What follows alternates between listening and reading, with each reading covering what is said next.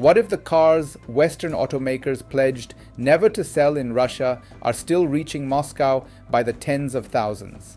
In 2025 alone, nearly 130,000 vehicles built by companies from sanctioning countries were registered in Russia, and almost half of them were manufactured in China. Behind those numbers is a grey market pipeline that stretches from European factories to Chinese dealerships and finally to Russian buyers.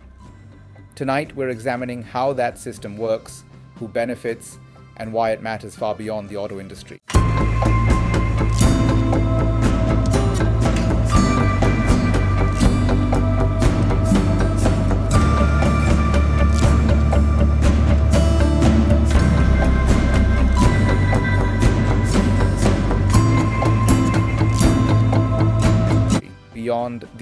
If this parallel trade continues to expand, it could quietly erode the credibility of sanctions imposed after Russia's 2022 invasion of Ukraine. If it collapses, Russia's consumer market could tighten further, raising economic pressure at a sensitive time. And if governments respond with secondary sanctions or tighter export controls, the strain could ripple across China-Europe trade ties.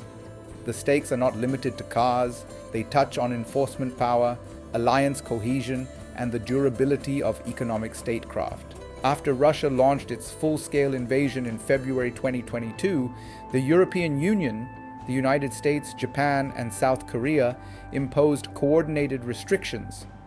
Automotive sanctions typically banned exports of vehicles above specific price thresholds, cars with large engine displacements, and all electric or hybrid models. Major automakers from Germany to Japan announced they would halt or sharply restrict Russian operations.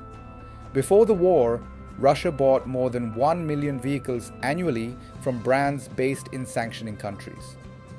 By 2023, those sales had fallen to roughly 1/8 of their 2021 level, according to Russian research firm Autostat. Yet the market did not disappear, it rerouted. Registration data reviewed by Reuters and compiled by Autostat show that since early 2022, more than 700,000 vehicles from foreign brands based in sanctioning countries have still been sold in Russia. In 2025 alone, nearly 130,000 such vehicles were registered. A growing share of them originated in China, where international brands manufacture cars through joint ventures or export finished vehicles for distribution. Since 2023, the number of China-made vehicles from Western and Japanese brands entering Russia has more than doubled. They now account for close to half of all sanctioned country brand registrations in Russia. The mechanism often hinges on classification. In China's highly competitive and subsidized auto market, dealers can register brand new vehicles as sold domestically, sometimes to affiliated entities, allowing them to be labeled as used despite having zero mileage. Once reclassified, these vehicles can be exported without triggering the same approval requirements that govern official new car exports. Former industry participants describe this as a practical workaround. By changing paperwork status, exporters bypass corporate controls designed to block sales to Russia. In China, these zero-mileage used cars are typically discounted. In Russia, however, they can command prices comparable to genuinely new vehicles. The result is a multi-layered trading chain. A Russian dealership may not stock restricted foreign models openly. Instead, when a customer requests a specific car, intermediaries in China source it from a dealer or trader. That trader arranges export documentation reflecting used status. Shipping records reviewed by journalists show vehicles moving from Chinese ports toward Russia, even when the models were originally produced in Europe. Industry analysts note that many foreign-built cars likely transit through China before heading north, making the country a primary conduit, regardless of manufacturing origin. The scale becomes clearer when broken down by brand. Autostat data indicate that nearly 30,000 Toyotas were registered in Russia last year, with almost 24,000 manufactured in China. Close to 7,000 Mazdas were sold during the same period, nearly all China-made. Hybrids from Japanese brands rank among the most sought-after models. German luxury markets also remain visible. Around 47,000 new vehicles from BMW, Mercedes-Benz, and Volkswagen Group brands such as Audi, Porsche, and Skoda were registered in Russia last year. More than 20,000 of those were built in China, while the remainder were produced in Europe but frequently routed through Chinese intermediaries. Shipping documents reveal examples including Mercedes GLC 300 and BMW X1 variants arriving from China. Even high-end vehicles like the Mercedes G-Class, manufactured in Austria and priced around 120,000 euros, continue to appear in the Russian market. Automakers maintain that they do not authorize exports to Russia. Several companies state they have instructed their Chinese retail networks to block any sales intended for Russian re-export. They emphasize that investigating unauthorized flows is complex and often outside their direct control. Government authorities in Europe and Asia similarly stress that sanctions enforcement requires coordination and can be time-consuming. At the same time, China and Russia have publicly opposed unilateral sanctions, framing them as illegitimate.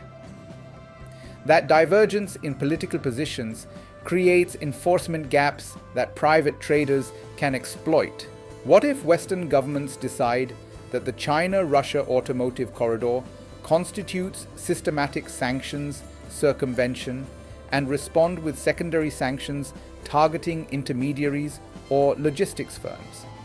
Such measures could escalate tensions with Beijing, affecting sectors far beyond automobiles, from semiconductors to consumer goods. European and Asian exporters might face increased compliance burdens, while Chinese dealers could see tighter scrutiny of vehicle registration practices. On the other hand, what if the grey market system becomes normalized and institutionalized?